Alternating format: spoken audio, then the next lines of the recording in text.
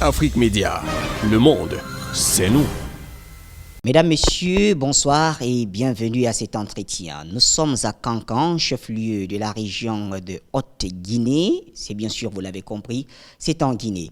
Eh bien, ce soir, nous sommes avec un opérateur économique très important dans le milieu, bien sûr, ici en Guinée. Il s'agit de M. Mori Diané, donc opérateur économique, directeur d'entreprise, notamment faisant dans l'agro-industrie, le secteur de mines, mais aussi l'énergie thermique. Monsieur Diané, bonsoir. Bonsoir, monsieur. Interview, bien sûr, bilingue, puisque avec nous sommes avec Louise Bidben, qui ouvrira d'ailleurs cette première partie d'interview, puisque nous savons que vous êtes un peu plus à l'aise en anglais, et vous nous l'avez dit en off. Sure. Yeah, Mr. Mori, thanks very much for having Afrique Media. Thanks for inviting me. Yeah, very much. Just like this interview is happening at a time when President Alpha Conde just recently visited Kankan. Now, you were part of this meeting that brought together several Guineans here in Kankan. What can you say about this visit of President Alpha Conde? I think you were there, at least at the stadium. It was, as you can tell, a very impressive gathering. Actually took the risk of going to the airport to see, the president landing, and the whole street, as you know, of many miles was excitement, full of tongues of people. That clearly, demonstrate that the president has a very, very strong following, especially in this city, in this region, and it was a very impressive meeting. I don't think I have been to a gathering were that massive excitement. Yeah, so much masses of people. So. Yeah. Bien sûr, une présence massive, vous l'avez souligné, des Guinéens, notamment ceux de Kankan. Kankan qui est considéré, à moins qu'on ne se trompe, comme l'un des fiefs du RPG Arc-en-Ciel. Yes, absolument. Kankan est considéré comme l'un des fiefs. Je crois que c'est l'une des régions dans lesquelles le président a bâti, si vous voulez, son parti historiquement, durant les temps où il était un opposant qui était bien connu. Et quand il arrive dans son fief, quel est le message qui vous a le plus intéressé dans ce qu'il a dit? D'abord, il est sorti parce que j'ai l'impression qu'il avait été défié par l'opposition qui avait suggéré qu'il était incapable à cause de son état physique ou sa santé de se présenter. Et je crois que le président a voulu relever ce défi à travers une présence qui n'a d'ailleurs pas été programmée de si longtemps. Donc non seulement la masse était impressionnante, mais la chose la plus impressionnante, c'est que c'est cette masse qu'il a pu réunir juste en quelques jours, quoi, qu'il n'a pas eu de préparation à long terme. Ça c'est d'autant plus impressionnant que le nombre de personnes que nous avons vues. Très important, Bidben. Yeah, Mr. Mori, just very importantly, Guineans are very excited. They're anxious. This is the Fourth Republic. They are going to be voting in just less than a week from now. As a Guinean, what are your expectations? Elections are coming up, presidential elections in the Fourth Republic. Now, what are you expecting during these elections? My expectations, especially African of my generation who have gone through the post-independence era in the 60s and the 70s, where our countries used to be far more repressive than they are today. I'm happy to see that we Africans and Guinean have the chance to express our wishes one way or the other one, and not to be necessarily bound by some doctrine, but rather have the freedom, the liberty to go and choose, our leaders on the basis of the programs which they have offered to us, on the basis of the idea that we feel, one or the other person is likely to lead the country to. So having that freedom to vote is the best expression of that newfound. I think, freedom of expression. Et de manière générale, qu'est-ce que vous pensez de cette élection du 18 octobre? Est-ce que vous pensez que les Guinéens sont prêts? Est-ce que les conditions d'une élection pacifique sont réunies? Je ne vois pas pourquoi les élections seraient autres que pacifiques. Enfin, il n'y a pas eu d'animosité particulière d'un côté ou de l'autre. Bien sûr, il y a des oppositions, bien sûr, il y a des différences d'idées. Mais c'est ça, en fait, la démocratie. C'est ça, en fait, la coexistence que ce soit dans une famille ou que ce soit dans une communauté ou dans un pays. Le fait de voir que des personnes sont autorisées d'avoir des idées différentes, des objectifs différents, et que le fait qu'ils aient la possibilité d'exprimer dans une atmosphère aussi pacifique est quelque chose de réjouissant pour moi, comme je le disais, en tant qu'Africain qui a vécu d'autres périodes de l'Afrique où nous n'avions pas ces libertés-là. Alors il y a quand même un certain nombre de revendications. Et voilà pourquoi on s'interroge d'ailleurs sur le caractère pacifique de cette élection. Par le passé, on parlait de cette constitution dont une partie de l'opposition n'était pas d'accord. On a évoqué la question du code électoral, du fichier électoral même, qui a été d'ailleurs toiletté, bien révisé, y compris par la CEDEAO, mais aussi, cette question même de l'entrée en 4e République. Mais au finish, est-ce qu'on peut dire que tout le monde est d'accord? Mais c'est ça justement la beauté d'un système démocratique. Tout le monde ne doit pas être d'accord, sinon il n'y a pas de débat, sinon ça devient une dictature, comme je vous disais. Le fait que tout le monde ne soit pas d'accord, c'est peut-être la chose qui est la plus saine dans cette société, parce que ça donne l'opportunité d'une plateforme de discussion entre des personnes aussi saines que je les vois être ici. So, tout le monde n'a pas le droit d'être d'accord. Et la meilleure façon, en fait pour moi, la base de la démocratie, c'est d'avoir le droit, d'exprimer son opinion, et après de pouvoir soumettre nos opinions respectives au mandat de la majorité. Et c'est ce qui se passe ici. Yeah. Now, Mr. Mori, let's go back to talk about President Alpha Conde's 10 years in office. We're looking forward for an elections. It's very important that we take a stock of what he's done so far in the 10 years. As an economic operator, how has the policies he's put in place in the last 10 years so far profited or benefited Guineans? Once again, I have lived in Guinea years before. So I have seen the evolution of Guinea. Before I left this country, I left the country for many years and then I came back.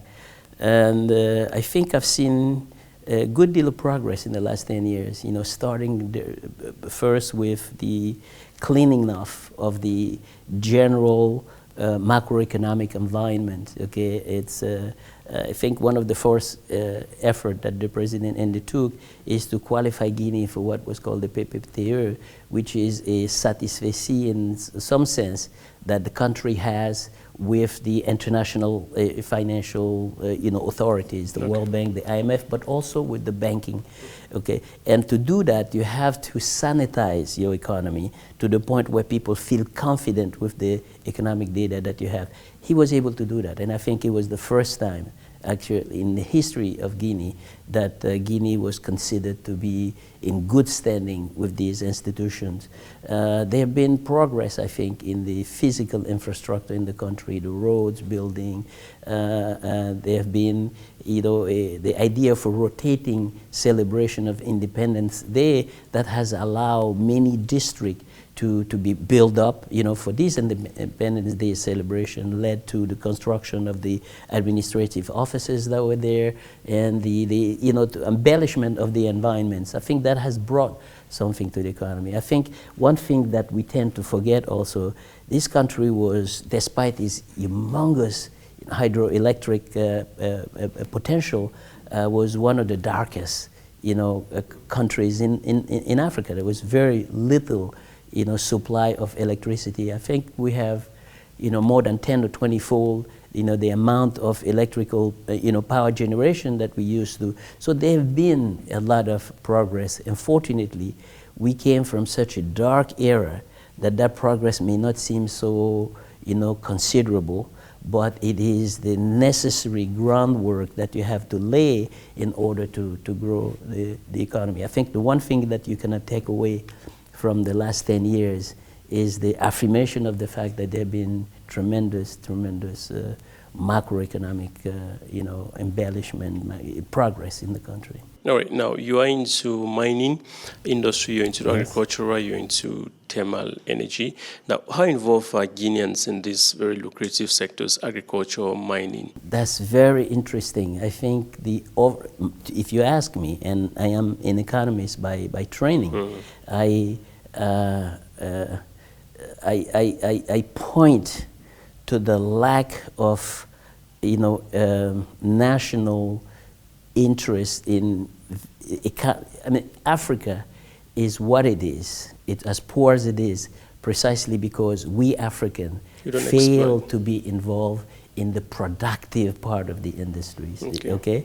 So we have to be the owners of the assets, the one who operate the assets to reap the benefits, as countries. I think in that sense also, I was a economic operators, as you call it, in the U.S. for the last 35 years. I've had, companies in various sectors and did fairly well. And I was vowed, I was encouraged, I was even, forced by President Condé to come to Guinea. I literally slowly dropped what I have done there. I had very, very lucrative, businesses to come to Guinea. And today, I don't regret it. I think it was, first of all, I found a very enjoyable economic environment, but I'm working in an atmosphere where I see the benefit also falling on to my brothers, to my sisters, to my, to my brethren. So it is an environment that is even much more enjoyable to work in, for me. And I think in some respect, President Condé has encouraged a lot of locals, to be part of that, institutions. Not enough, in my mind, because in any African country, I have objection about the fact that there's not enough local being involved. But I think it's a admirable effort on the part of the president to encourage local participation. Alors, des évolutions, justement, vous les avez relevées en 10 années du professeur Alpha Condé. Vous, en tant qu'opérateur économique, vous estimez que beaucoup a été fait. Est-ce suffisant? Ça ne peut jamais être suffisant dans la mesure où, et ça c'est pas pour la Guinée, c'est pour toute l'Afrique, dans la mesure où nous sommes le continent le plus en retard par rapport à notre capacité de procurer une aisance matérielle. Okay? Donc ça ne peut jamais être suffisant. Mais c'est là d'où sort précisément le mérite de personnes comme le professeur Condé pour avoir quand même poussé le wagon aussi loin qu'il peut et de continuer à le faire, j'espère, dans les années à venir, pour donner l'opportunité à ceux qui viendront après lui d'avoir une perche sur laquelle se hisser pour que nous sortons en tant qu'Africains de cet état de soumission, de servitude, si vous voulez. Ça veut dire que vous n'avez pas de regrets de toutes les façons dans vos investissements ici en Guinée, puisqu'il faut bien le dire, vous avez un parcours très très élogieux à l'extérieur du pays, notamment aux États-Unis. Et aujourd'hui, quand vous revenez en tant qu'opérateur économique, vos investissements sous la mandature du président Alpha Condé, il n'y a pas de regrets? Je n'aurais pas, je pense, pu même être plus heureux si j'avais fait cela en dehors de mon pays. J'ai eu une grande liberté à faire ce que je voulais. Je me suis investi dans des domaines assez variés et j'ai poussé, je pense, le bouton aussi loin que je pouvais l'être. C'est le genre d'environnement que n'importe quel opérateur économique recherche, je crois. Et je crois qu'il y a eu beaucoup d'incitation, il y a eu beaucoup de fierté qui m'ont poussé aussi loin que nous avons pu être. Alors, quand on parle de vos activités, il y a cette nouvelle donne, notamment dans le secteur agro-industrie. Vous avez ce projet qui, on l'a entendu un peu partout, même dans nos enquêtes d'ailleurs, avant de venir vers vous, ce projet de fruits qui sont aujourd'hui, on les appelle quoi, des fruits secs, c'est bien ça? Yes. Alors, qu'est-ce que c'est exactement?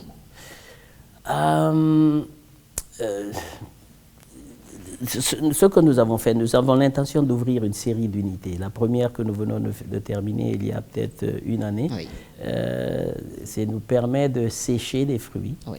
okay, particulièrement la mangue et l'ananas en ce moment, pour les commercialiser aux États-Unis, qui est le pays que je connais le mieux. Il y a une forte demande de ce genre de denrées alimentaires aux États-Unis. Et nous produisons, comme la Guinée produit énormément de mangue.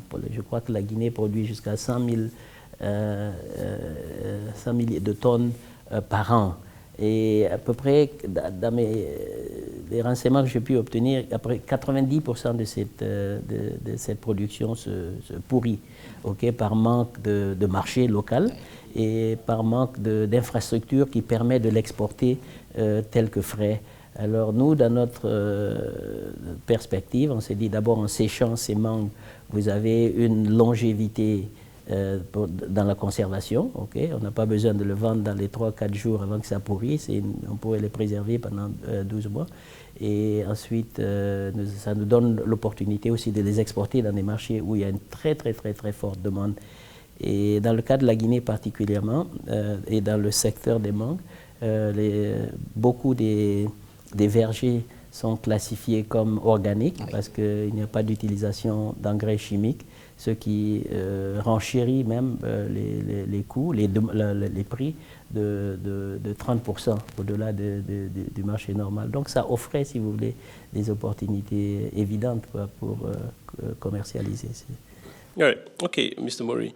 Amidst all what President Alpha Conde has done in the last 10 years for the youths, the women, integrating them into his government, many still believe that he has not done enough, but they say Rome was not built in a day. But it's a?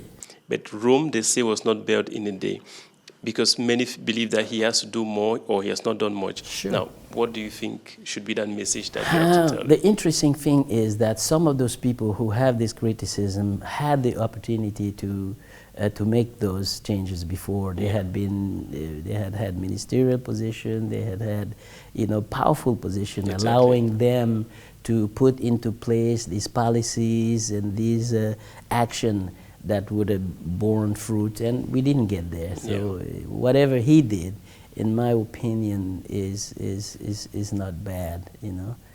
Quite the contrary. I think there's been some very remarkable successes under his leadership, and I simply hope that Guinea, like any other African country, start a path. Starting a path is a lot. It's providing encouragement for the like of us who are not in politics or in government to follow through and to help. I think it's not a boat that is being led by one person, it's being led by all of us, So once the leadership has provided the direction, I think we all have our responsibility. We just keep pointing to the president and saying that he has not made this country better or he has made it better, but how about us? Part and parcel of this initiative. So maybe what we need more is to stop complaining and put in our own 2 cents, and to truck along with the leaders. All right. Now, amidst during all these campaigns, or before the campaigns actually, there's been this hate speech and ethnic, exchange of hate speech between different ethnic groups. Now, what do you think has motivated these, and how do you think this should be managed so far? You're in Africa. You cannot get away with ethnic group. That's part of the colorful, nature of Africa. We have different, cultural setting.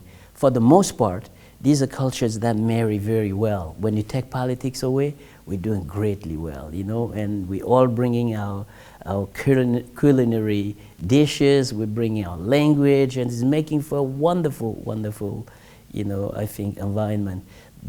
All of a sudden, you have politicians that comes into the fray, and for lack maybe of better argument, they lean upon our ethnic differences to be able to shine. I think that's the real issue, and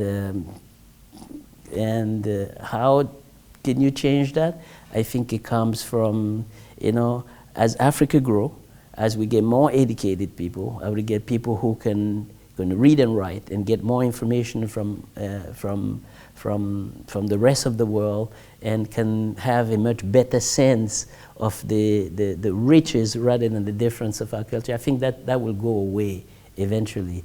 So I'm not too worried about it. Mais n'est-ce pas quand même grave quand cela vient des hommes politiques durant un meeting politique, taxer l'adversaire d'être pas très favorable à l'éclusion de telle ethnie. Alors, c'est des discours qui ont fusé quand même ces derniers temps. Oui, encore une fois, c'est des leviers que peut-être des politiciens essaient d'utiliser pour s'attirer un peu plus de favoritisme, légitime ou pas légitime. Mais cela a un effet sur le citoyen, puisque aujourd'hui, même dans la rue, quand même, on voit des gens s'approprier le discours des hommes politiques. Vous savez, moi je suis mandingue. Oui. J'ai des amis Fulani, j'ai des amis Soussou, j'ai des amis de la forêt. On déjeune ensemble, on discute ensemble tout aussi hardiment maintenant qu'on le faisait quand ce discours n'était pas aussi chaud. Encore une fois, je vous dis, c'est peut-être des personnes qui ne sont pas très scrupuleuses, qui utilisent cet argument dans l'arène politique et qui, dans l'esprit de personnes qui n'ont pas une maîtrise plus cohérente, si vous voulez, de l'aspect intellectuel des choses, ça a tendance à fleurir. Je crois que ça, c'est quelque chose qui ne va pas avoir autant d'importance en Afrique si, une fois qu'on aura investi un peu plus dans l'éducation, okay, que les personnes auront une capacité de discerner les choses un peu mieux pour le moment. Dans le cas de la Guinée, on en parle beaucoup, mais honnêtement, je ne vois pas le pays comme il est en ce moment descendre en enfer. Parce qu'il y a des amitiés, il y a des relations, il y a des liens familiaux très profonds qui sont ancrés dans toutes ces familles. Moi, en tant que mandingue, j'ai une grand-mère qui est Fulani. Mes parents ont passé la plupart de leur existence en Basse-Guinée. Okay? Je parle très couramment le Soussou, le Fulani. Donc vraiment, le reste là n'a pas beaucoup de sens pour moi. Bon, mais je vous parle en tant que personne éduquée, qui a vu d'autres mondes, qui a compris le poids que ce genre de concept a ou ne doit pas avoir dans d'autres sociétés.